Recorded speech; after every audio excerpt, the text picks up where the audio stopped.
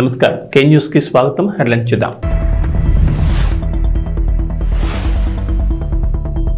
ఏపీలో మరోసారి ఎన్నికలు, కేంద్ర ఎన్నికల సంఘం కీలక ప్రకటన.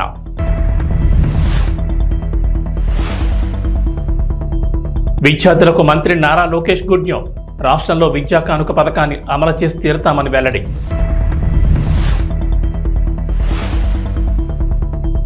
తెలంగాణలోని ఉద్యోగులకు రేవంత్ సర్కార్ గుడ్ న్యూస్. పెండింగ్ లో ఉన్న డిఏ చెల్లించేందుకు ప్రభుత్వం నిర్ణయం.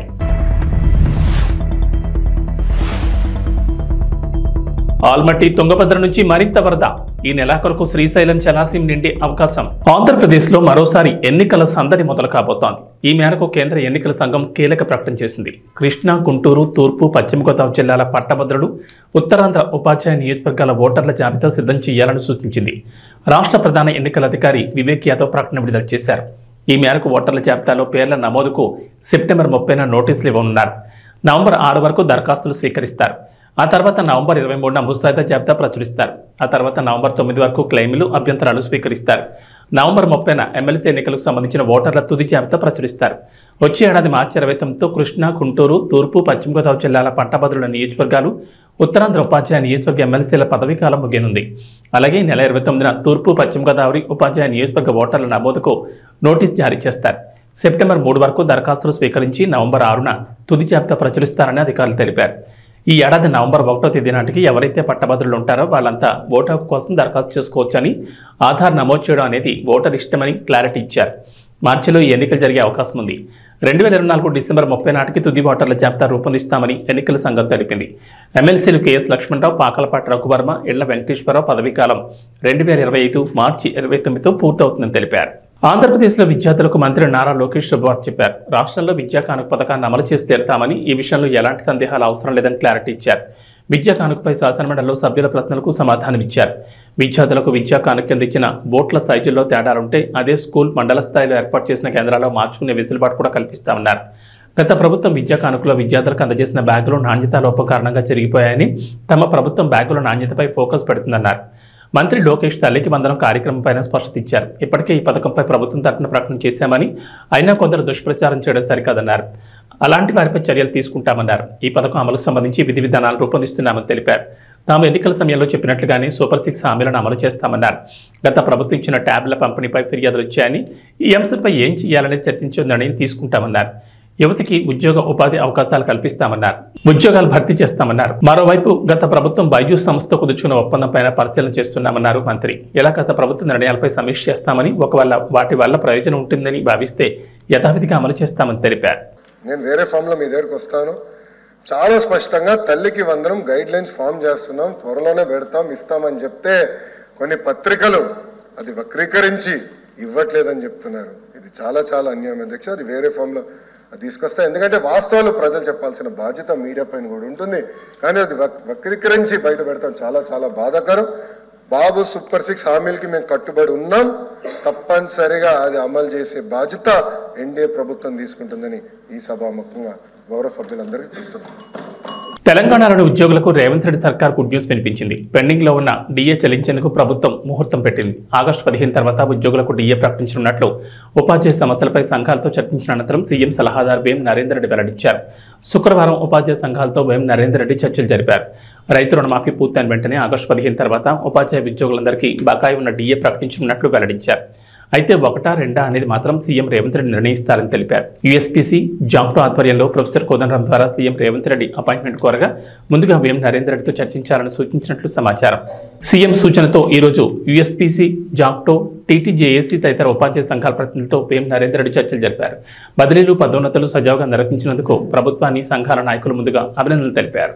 ఆంధ్రప్రదేశ్లో ఆగస్టు నెల పింఛన్లకు సంబంధించి ప్రభుత్వం ఏర్పాట్లు పూర్తి చేసింది. 4 రోజుల ముందుగానే నిధుల విడుదలపై ఫోకస్ పెట్టింది. గత నెలలో గ్రామ, వార్డు సచివాలయాల ఉద్యోగులకు పింఛన్ల పంపిణీ బాధ్యత అప్పగించగా ఈసారి కూడా వారే ఆగస్టు 1వ తేదీన ఉదయం 6 గంటల నుంచి పింఛన్ల పంపిణీ చేపట్టాలని ప్రభుత్వం ఆదేశించింది. అలా చేయని ఉద్యోగులపై చర్యలు తీసుకుంటామని ఉన్నతాధికారులు స్పష్టంగా తెలిపారు. అస్వస్థతో ఉన్నవారు ఇంకా పంపిణీ మిగిలితే 2వ తేదీని ఇస్తారు. ఎవరైనా పింఛన్ లబ్ధిదారులు ఇతర ప్రాంతాల్లో ఉంటే ఆగస్టు 1 నాటికి స్వగ్రామాల్లో అందుబాటులో ఉండేలా సమాచారం ఇవ్వాలని అధికారులు సచివాలయ ఉద్యోగులకు సూచించారు. మరోవైపు ఆగస్టు నెలలో పింఛన్ల పంపిణీకి సంబంధించి సెర్ఫ్ సీఈఓ కొన్ని సూచనలు చేశారు. రాష్ట్ర వ్యాప్తంగా గ్రామ వార్డు సచివాలయాల ఉద్యోగులు ఆగస్టు 1న ఉదయం 6 గంటలకు పింఛన్ల పంపిణీ ప్రారంభించాలన్నారు. మొదటి రోజే 99% పింఛన్ల పంపిణీ పూర్తి కావాలని, ఒకవేళ సాంకేతిక సమస్య ఎదురైతే రెండవ రోజు పంపిణీ చేయాల్సి ఉంటుందన్నారు. ఆ తర్వాత పంపిణీ సమయం పొడిగించాలని తెలిపారు. అలాగే మొదటి 2 రోజులు పింఛన్ పంపిణీపై అన్ని గ్రామాల్లో సోషల్ మీడియా బీటాఫ్ టామ్ బహిరంగ ప్రదేశాల్లో ఆడియో రికార్డింగ్ ప్లే చేయడం, వాట్సాప్ ద్వారా విస్తృత ప్రచారం చేయాలని, ఈ సమాచారం ప్రతి పింఛన్ లబ్ధిదారులకు చేరాలని సూచించారు. ఆంధ్రప్రదేశ్ ప్రభుత్వం మహిళలకు గుడ్ న్యూస్ చెప్పింది. తెలుగుదేశం, జనసేన, బీజేపీ కూటమి అధికారంలోకి వచ్చినప్పటి నుంచి ఎన్నికల్లో ఇచ్చిన హామీలకు అనుగుణంగా ఒక్కొక్క పథకాన్ని ప్రభుత్వం అమలు చేసుకుంటూ వస్తోంది. ఈ క్రమంలోనే మహిళలకు ఇచ్చిన హామీల్లో ఒకటైన ఆడబిడ్డ నిధి పథకాన్ని కూడా అమలు చేసేందుకు రంగం సిద్ధమైంది. ఈ క్రమంలోనే అర్హులైన ప్రతి మహిళ ఖాతాలో నెలకు 1500 ప్రభుత్వం జమ చేయనుంది. ఈ క్రమంలోనే తాజాగా ఆడబిడ్డ నిధి పథకం అమలుకు సంబంధించి మంత్రి గుమ్మడి సంధ్యారాణి శాసనమండలిలో ప్రకటన చేశారు. శాసనమండలిలో మాట్లాడిన మహిళా శిశు సంక్షేమ గిరిజన సంక్షేమ శాఖ మంత్రి గుమ్మడి సంధ్యారాణి ఆడబిడ్డ నిధి పథకం అమలుకు సంబంధించి కీలక ప్రకటన వెలువరించారు. కూటమి ప్రభుత్వం ఇచ్చిన సూపర్ 6 హామీ ప్రకారం ఆంధ్రప్రదేశ్లో 18 ఏళ్లు నిండిన ప్రతి మహిళకు నెలకు 1500 చొప్పున ఏడాదికి 18,000 అందిస్తామని పేర్కొన్నారు. ఈ పథకాన్ని త్వరలోనే అమల్లోకి తీసుకొచ్చేందుకు తమ ప్రభుత్వం కృషి చేస్తోందని ఆమె వెల్లడించారు. ముఖ్యమంత్రి నారా చంద్రబాబు నాయుడుకు మహిళలంటే ముందు నుంచి ఎంతో గౌరవం అందరికీ తెలుసని, అందుకే వారికి ఇచ్చిన హామీలను అమలు చేయడానికి కూటమి ప్రభుత్వం కట్టుబడిందని గుమ్మడి సంధ్యారాణి స్పష్టం చేశారు. అధ్యక్ష, గౌరవ సభ్యులు అనురాధ గారు అడిగిన ప్రశ్నకి ఆంధ్రప్రదేశ్లో ఉన్నటువంటి మహిళలు అంటే ఆంధ్రప్రదేశ్లో జనాభాకి సగం కంటే ఎక్కువ మంది మహిళలు ఉన్నారు అధ్యక్ష.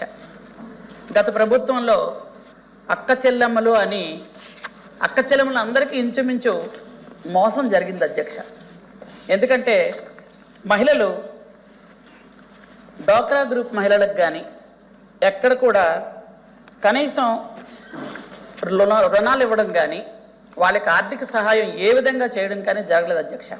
అలాగే గౌరవ సభ్యులు అడిగిన దానికి 45 సంవత్సరాలు పూర్తయిన ఎస్టీ, ఎస్సీ, బీసీ, మైనారిటీ మహిళలకు 3,000 రూపాయలు నెలకిస్తాం, మొత్తం టోటల్గా సంవత్సరానికి 36,000 ఇస్తామని ఉపన్యాసం అయితే చెప్పారు కానీ అధ్యక్ష ఎక్కడా అందలేదు అధ్యక్ష.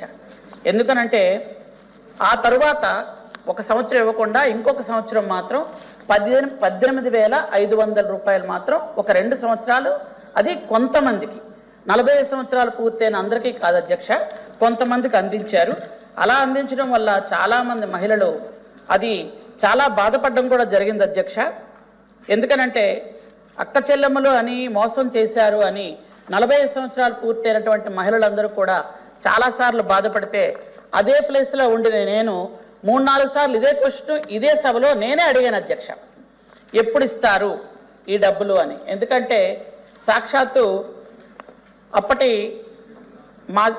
మాజీ ముఖ్యమంత్రి వర్యులు ఇప్పటి ఎమ్మెల్యే గారు పులివెందుల ఎమ్మెల్యే గారు అప్పుడు ఏం చెప్పారంటే క్రిస్మస్ సందర్భంగా, నేను ఆ పేపర్ కటింగ్స్ కూడా నేను ఎమ్మెల్సీగా ఉండేటప్పుడు చూపించాను అధ్యక్ష, క్రిస్మస్ సందర్భంగా మహిళలకు కానుక, మహాకానుక, పెద్ద కానుక అని చూపించి 3,000 రూపాయల నెలకని చూపించారు అధ్యక్ష. కానీ ఒక్కరోజు కూడా ఇచ్చిన పాపాన పోలేదు, మహిళలు చాలా బాధపడ్డారు. కాబట్టి మహిళల్ని గౌరవించడం చంద్రబాబు నాయుడు గారికి మొదటి నుంచి ఉన్నటువంటి అలవాటు. అలాగే ఈ ప్రభుత్వం కూడా సూపర్ 6లో ప్రతి మహిళకు 18 సంవత్సరాలు పూర్తయిన ప్రతి మహిళకు 1,500 రూపాయలు అంటే సంవత్సరానికి 18,000 రూపాయలు ఖచ్చితంగా అందించడం జరుగుతుంది అధ్యక్ష. దీనిలో ఎవరిని కూడా తెలుగింటి ఆడపడుచుల్ని అన్యాయం చేసేది లేదు అధ్యక్ష. ఖచ్చితంగా అప్పుడైతే అక్క చెల్లెమ్మలకు అన్యాయం జరగడం వాస్తవమే, కానీ ఇప్పుడు మాత్రం ఖచ్చితంగా అన్ని రకాలైనటువంటి వివరణలతో త్వరలోనే దీన్ని మేము రూపొందించడం జరుగుతుంది అధ్యక్ష. Thank you. పాకిస్తాన్ ఉగ్రముఖలు అక్రమంగా భారతదేశంలోకి చొరబడగా వారిని తిప్పికొడుతూ మన భూభాగాన్ని పరిరక్షించడానికి ఆపరేషన్ విజయ్ పేరిట కార్గిల్ యుద్ధం జరిగి 25 సంవత్సరాలు పూర్తయిన సందర్భంగా పామిడి పట్టణంలో బీజేపీ ఆధ్వర్యంలో విజయ్ దివాస్ ర్యాలీ నిర్వహించి పట్టణంలోని ఎద్దులపల్లి రోడ్ సర్కిల్లో విద్యార్థులతో కలిసి మానవహారం ఏర్పాటు చేసి నినాదాలు చేసి కార్గిల్ యుద్ధంలో పాల్గొన్న పట్టణానికి చెందిన మాజీ సైనికాధికారి ఈశ్వరేని మరియు లక్ష్మీనారాయణకు సత్కారం చేశారు. ఈ సందర్భంగా బీజేపీ మండల అధ్యక్షులు అంజన్ నాయక్ మరియు బీజేపీ యువమోర్చా జిల్లా ఉపాధ్యక్షుడు రాజశేఖర్ గౌడ్ మాట్లాడుతూ ఈ యుద్ధంలో ప్రత్యక్షంగా పాల్గొని దేశం కోసం తమ ప్రాణాలను సైతం పణంగా పెట్టి పోరాడిన భారత సైనికుల శౌర్య పరాక్రమాలను వేనోళ్ల కొనియాడుతూ నేటి యువత విద్యార్థులు దేశం పట్ల అనురక్తి కలిగి ఉండాలని సూచించారు. ఈ కార్యక్రమంలో బీజేపీ మండల ఉపాధ్యక్షులు సునీల్ కుమార్, చాణుక్య, అజయ్, గోపాల్, హరిణ తదితరులు పాల్గొన్నారు. Junior college PT Ramakrishna, Sri Saraswathi Vidyamandir, హాయ్ బాబా మరియు పామిడి మండల ప్రజలు పాల్గొన్నారు.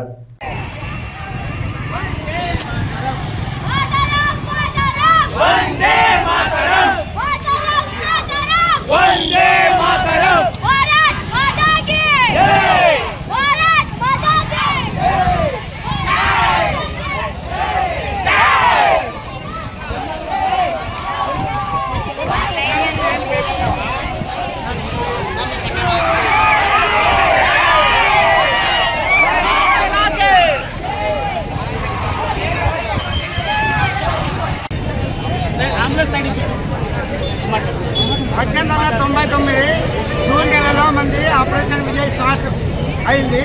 కార్గిల్ యుద్ధం అంటారు వాటినే. అక్కడి నుంచి మనం పైన పాకిస్తాన్ కెప్చర్ చేసిన పోస్టులు 3 పైనే ఉండింది సెక్టార్లో. మన ఫోర్సు సింగిల్ కింద ఉండే చాలా తేడాలో. అట్టి పరిస్థితుల్లో ఎన్నో అక్షర్లు జవాన్లు త్యాగ ఫలితంగా మనం 26/99 జూలై 26న మళ్ళీ మన సెక్టార్లు మనం క్యాప్చర్ చేసుకుంటాం.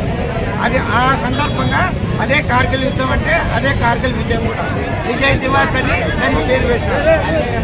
తుంగభద్ర జలాశయం మంత్రాలయంలో ఉధృతంగా ప్రవహిస్తోంది. టీబీ డ్యాం నుంచి గేట్లు ఎత్తివేయడంతో తుంగభద్ర నది కళకళలాడుతోంది. శ్రీ రాఘవేంద్ర స్వామివారిని దర్శించుకునేందుకు వచ్చే భక్తాదులకు అప్రమత్తంగా ఉండాలని అధికారులు ఎప్పటికప్పుడు సూచిస్తున్నారు.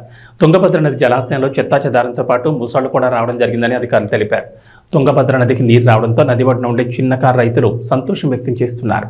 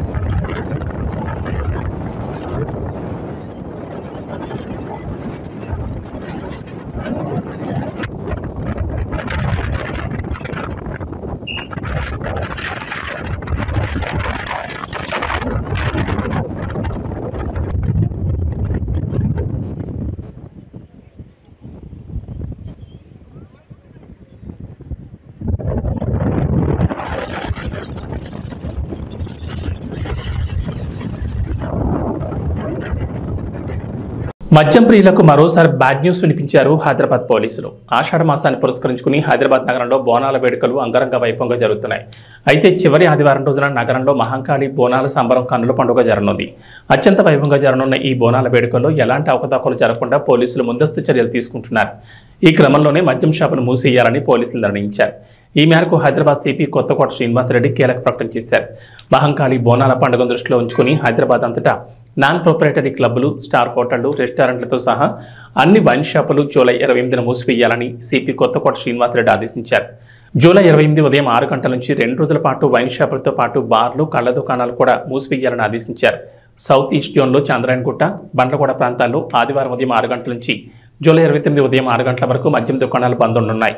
ఇక సౌత్ జోన్లో చార్మినార్, కమాటీపురం, హుస్సేని ఆలం, ఫలక్నుమా, మొగల్పుర, చత్రడాక, షాలిబండ, మీర్చౌక్ ప్రాంతాల్లో జూలై 28 ఉదయం 6 గంటల నుంచి 2 రోజుల పాటు మద్యం దుకాణాలు బంద్ ఉంటాయని సిపి కొత్తకోట శ్రీనివాసరెడ్డి పేర్కొన్నారు.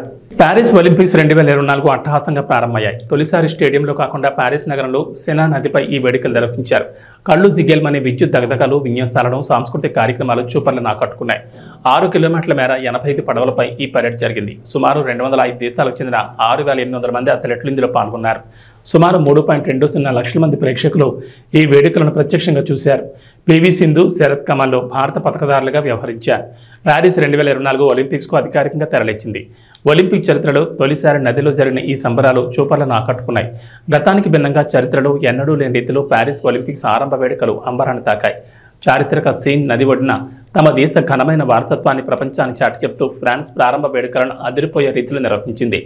గతంలో ఎప్పుడైనా ప్రారంభ వేడుకలు స్టేడియంలో జరిగేవి, కానీ పాత పద్ధతికి స్వస్తి పలుకుతూ సేన్ నదిపై వేడుకలను ఘనంగా నిర్వహించింది ఫ్రాన్స్. విశ్వ క్రీడల చరిత్రలో లిఖించదగ్గ సంబరాలను నిర్వహించింది. దసరా, హాయ్ నాన్న చిత్రాలతో వరుసగా బ్లాక్ బస్టర్ కొట్టి జోరు మీదున్నారు నాని. ఇదే ఊపులో సరిపోదా శనివారం చిత్రాన్ని చేసి రిలీజ్ చేయబోతున్నారు. ఈ సినిమా ఆగస్టు 29న ప్రేక్షకుల ముందుకు రాబోతోంది. అయితే తాజాగా నాని గురించి ఓ న్యూస్ సోషల్ మీడియాలో వైరల్ అవుతోంది. ఆయన రైటర్గా మారారని, హిట్ 3 కోసం నానియే స్టోరీ లైన్ ఇచ్చారంటూ టాక్ వినిపిస్తోంది. దీన్ని డైరెక్టర్ శైలేష్ కొరను డెవలప్ చేసి స్క్రిప్ట్ సిద్ధం చేయబోతున్నట్లుగా వార్తలు వస్తున్నాయి. క్రైమ్ థ్రిల్లర్ చిత్రాల్లో హిట్ సిరీస్కి మంచి ఆదరణ లభించింది.